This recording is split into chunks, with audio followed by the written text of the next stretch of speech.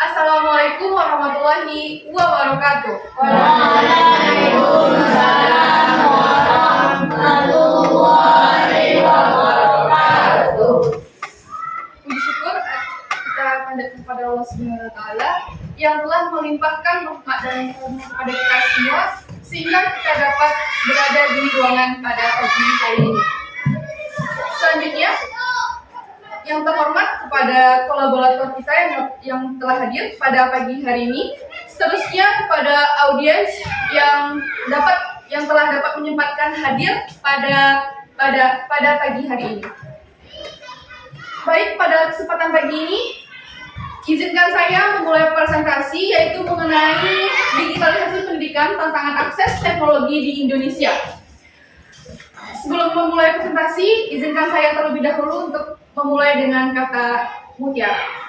Seperti hati yang tersentuh saat pertama bersua, semoga setiap ide dan pembahasan yang saya berikan dapat mengena dalam hati dan tak hanya itu sekedar menjelajah data, tetapi juga memberikan makna. Karena setiap cinta, ilmu yang disampaikan dari hati akan lebih terasa. Oke, pembahasan kita yaitu di masa depan teknologi berkembang sangat pesat. Nah, teman-teman pasti ingin tahu mengapa saya mengambil judul ini, yaitu karena mengapa digitalisasi sekolah itu perlu. Karena apa? Sebagai sarana penyebaran dan branding sosmed dan aplikasi dapat membantu pekerjaan di sekolah lebih cepat, akurat, dan lebih mudah. Sehingga dalam proses digitalisasi penggunaan itu lebih bisa ditekankan lagi. Nah, dari transformasi pendidikan melalui digitalisasi dan perbedaan akses teknologi di Indonesia yang menjadi isu utama di era yang saat sekarang ini. Digitalisasi pendidikan telah dilaksanakan sebagai bagian dari program Merdeka Belajar yang bertujuan untuk menaikkan mutu pendidikan serta meratakan akses bagi seluruh siswa. Nah, karena apa? Saya di sini memberikan solusi yang dapat diambil oleh para pendidik, pembuat kebijakan, dan pemerintahan untuk mengatasi isu ini dengan mengenali rintangan dan peluang dalam digitalisasi pendidikan. Kita dapat berusaha memberikan pandangan yang menyeluruh tentang langkah-langkah yang harus diambil untuk membangun sistem pendidikan yang lebih inklusif dan berkualitas di Indonesia. Baik, selanjutnya dari pertanyaan mengapa isu tadi yang saya angkat, dapat saya ambil pembahasan mengenai beberapa tahun terakhir ini. Masalah ketidaksetaraan pendidikan di Indonesia semakin mencolok. Nah, di mana ketidaksetaraan ini terlihat dari berbagai sisi, termasuk mutu pengajaran, kesempatan pendidikan, dan varian hasil belajar di berbagai daerah. Digitalisasi pendidikan di Indonesia menjadi prioritas utama untuk meningkatkan kualitas pembelajaran, yang dimana berdasarkan informasi dari Asosiasi Penyelenggaraan Jasa Internet Indonesia atau APJDI, pada tahun 2021 tingkat penggunaan internet di daerah perkotaan melebihi 70%, sedangkan di pedesaan hanya 45%. Nah, di situasi ini semakin parah akibat pandemi COVID-19 dulu. Nah, karena banyak itu, sekolah hanya beralih ke pembelajaran online tanpa dukungan teknologi yang cukup. Apakah audiens juga merasakan seperti itu? Oke. Selanjutnya, dari ini, siswa yang tidak memiliki akses internet di rumah, walaupun di rumah pun hilang akses internetnya, kesempatan untuk belajar secara efektif pun tidak akan tercipta dengan baik. Karena apa? Sehingga tantangan yang terdapat dari pembelajaran itu adalah dalam mutu pendidikan tersebut. Selanjutnya, nah ini dia mengapa isu ini saya angkat dengan latar belakang tadi. Karena ketidakadilan dalam pendidikan dapat mengakibatkan ketidaksetaraan sosial dan ekonomi, di mana hanya sedikit orang yang mendapat akses pendidikan yang baik. Isu perbedaan digital perlu disoroti karena pengaruhnya yang besar terhadap pendidikan dan masa depan generasi muda. Ketidakmerataan akses teknologi tidak hanya menghambat kesempatan belajar siswa, tetapi juga memperlebar tantangan sosial dan ekonomi yang antar kelompok masyarakat. Perbedaan ini bisa menghalangi pencapaian tujuan pendidikan nasional, termasuk visi Indonesia Emas, yaitu 2045, yang mengharapkan semua warga negara memperoleh akses terhadap pendidikan yang berkualitas. Nah, di sini ketidakmerataan ini yang berasal dari daerah-daerah yang terpencil, yang dimana dengan akses internet yang terbatas seringkali tertinggal dalam pengetahuan dan keterampilan yang dibutuhkan oleh bersaingnya di pasar kerja. Selain itu, perbedaan ini akan mendapatkan tujuan yang akan lebih efisien. Selanjutnya, next. Solusi yang dapat saya tawarkan yaitu ada 3, ada dari sisi pendidik, sisi pemangku kebijakan, dan sisi segi pemerintahan. Yang dimana dari sisi pendidik itu ada peningkatan profesionalisme guru. Apa itu?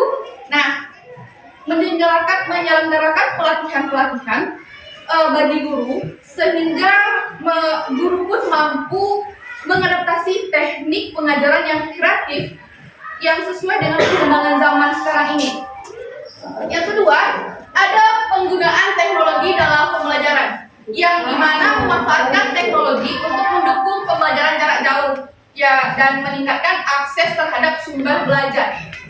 Yang ketiga, ada peningkatan kemampuan guru yang dimana pelatihan guru untuk penggunaan ini yaitu sangatlah krusial. Dan yang terakhir itu ada pengembangan konten pembelajaran digital yang audiens semua juga sudah merasakan, seperti pengembangan media pembelajaran. Guru-gurunya sudah memakai video pembelajarannya itu YouTube sudah. Nah, di sini saya juga mengambil kesimpulan mengenai ini, yaitu membuat materi pembelajaran hanya dapat bisa diakses karena ada akses internet, kecuali ibu itu membuat media pembelajaran tersendiri. Selanjutnya, ada dari sisi pemangku kebijakan. Dari sisi pemangku kebijakan ini juga ada 4, yaitu reformasi kebijakan pendidikan, yang dimana ini menciptakan kebijakan yang lebih inklusif agar semua anak mendapatkan akses pendidikan yang berkualitas. Yang kedua, ada peningkatan anggaran pendidikan, yang dimana menginvestasikan lebih banyak dana untuk infrastruktur pendidikan. Dan yang ketiga, itu investasi pada infrastruktur, yaitu pemerintah harus meningkatkan investasi dalam jaringan internet, terutama di lokasi yang terpencil tadi, dan terluar untuk akses merata. Dan yang terakhir itu ada kerjasama dengan sektor swasta, yang dimana ini kolaborasi dengan perusahaan teknologi untuk menyediakan perangkat dan sumber daya pendidikan digital yang sangat dibutuhkan untuk saat sekarang ini. Dari segi pemerintahan itu ada 5, ada program pengangkatan guru honorer yang dimana itu dipercepat, yang ada istilahnya dengan P3K. Dan yang kedua, ada inisiatif kesenjangan digital yang dimana daerah-daerah yang terbelakang itu dapat mengakses materi pembelajaran secara online. Dan yang ketiga, ada program subsidi, di mana program subsidi ini membantu biaya untuk perangkat teknologi kepada siswa, siswa sehingga mereka dapat mengakses pembelajaran secara digital. Dan yang keempat itu ada konten literasi digital, di mana konten ini mudah dijangkau oleh pelajar di berbagai tempat dimanapun berada. Siswa dapat mengakses video pembelajaran tersebut. Dan yang terakhir itu ada program Merdeka Belajar yang saat sekarang ini digunakan. Nah, melalui program ini saya berusaha untuk mengambil kebijakan secara inklusif dan responsif untuk pendidikan yang lebih efisien dalam meningkatkan mutu pendidikan secara keseluruhan. Oke, next. Dari segi yang saya paparkan tadi, kita lihat dari tantangan 5 tahun ke depan. Kita 5 tahun ke depan itu merasakan akan adanya tantangan di digital di Indonesia memiliki efek jangka panjang yang besar. Karena apa?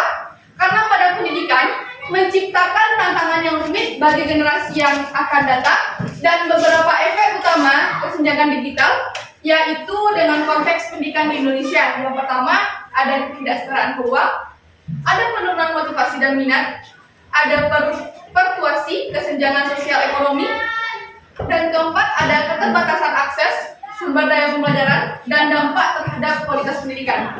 Nah, di kelima permasalahan ini, tantangan ke depannya, saya mengambil kesimpulan bahwasanya inisiatif ini dalam jangka panjang terhadap pendidikan di Indonesia cukup signifikan. Karena apa?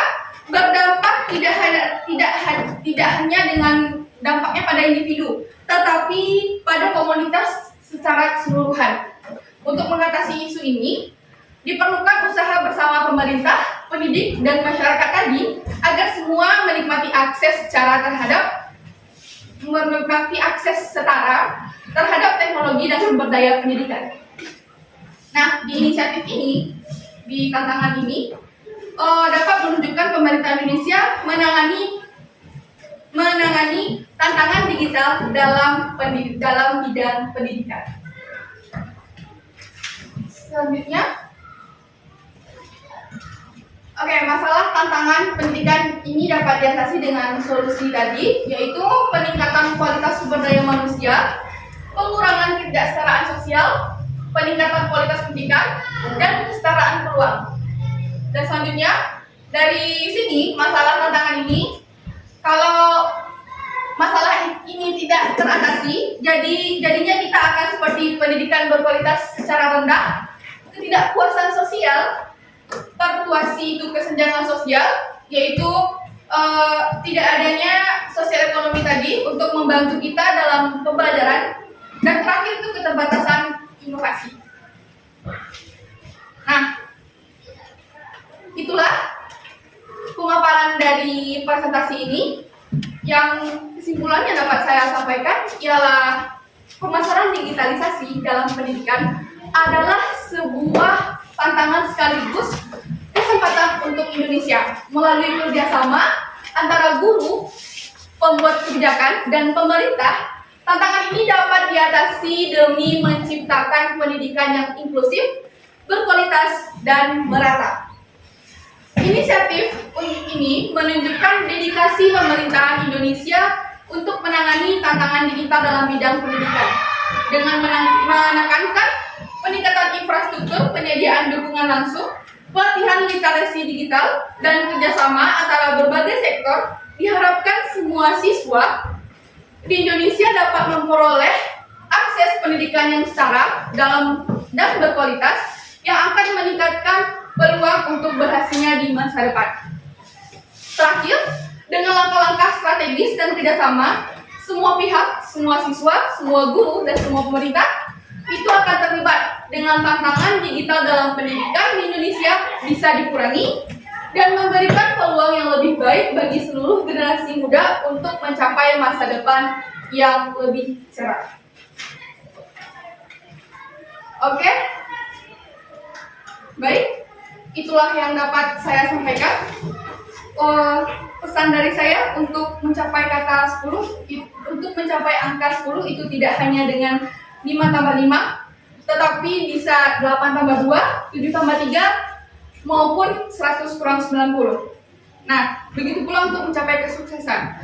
Mencapai kesuksesan itu tidak hanya dengan satu cara. Jadilah 10 dari versi terbaikmu, dan jangan takut untuk jatuh, dan jangan takut juga dan jangan ragu pula untuk bangkit kembali lagi. Baik, motivasi dari saya, pesan penting yang dapat audiens masukkan ke dalam hati yaitu setiap langkah kita dalam mencari ilmu adalah perjalanan menuju terang. Setiap tantangan yang kita hadapi adalah peluang untuk menjadi lebih matang. Dan setiap akhir dari sebuah perjalanan bukanlah titik, melainkan awal dari langkah yang lebih gemilang. Baik, sekian dari saya, sekian presentasi dari saya. Jika ada kekurangan, jangan cari kesempurnaan karena kesempurnaan itu hanya milik Allah Subhanahu wa taala. Karena ini dimulai, maka juga akan ini diakhiri.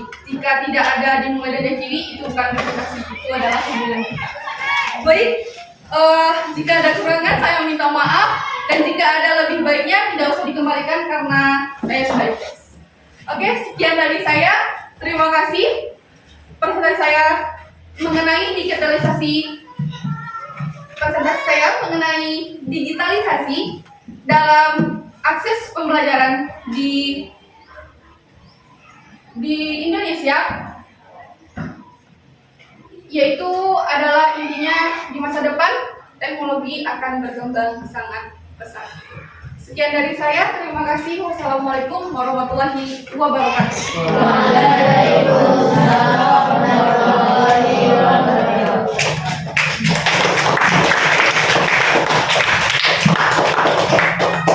Baik, silakan kolaborator menanggapi penampilan presentasi mengenai digitalisasi pendidikan tantangan akses teknologi di Indonesia.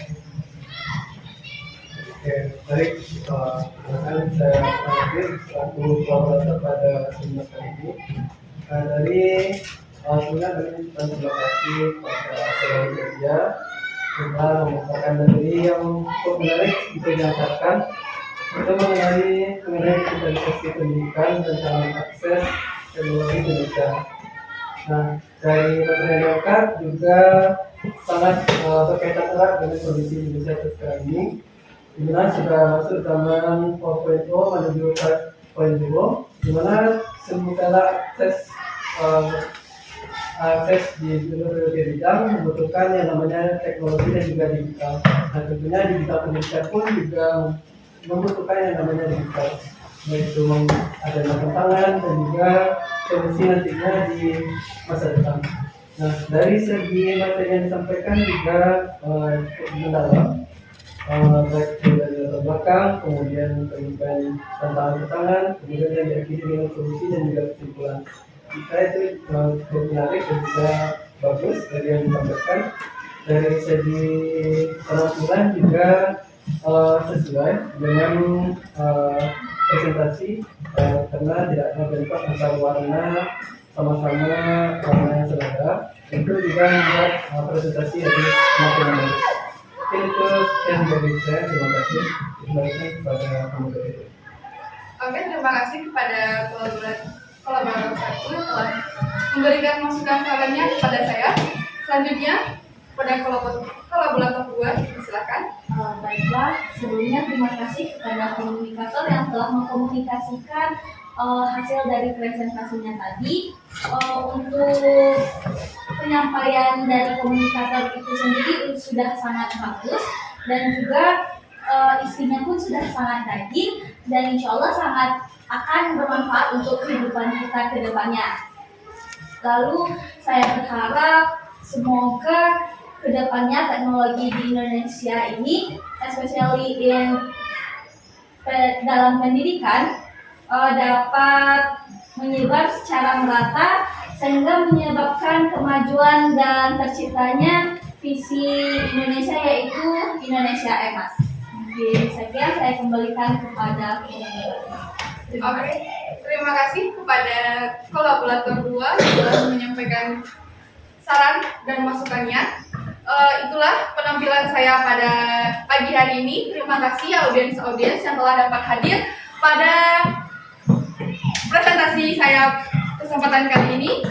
Sekali lagi, inilah pendidikan itu penting dalam hidup kita dan janganlah putus asa karena kita harus optimis dalam kehidupan yang akan datang. Sekian dari saya. Terima kasih. Wassalamualaikum warahmatullahi wabarakatuh.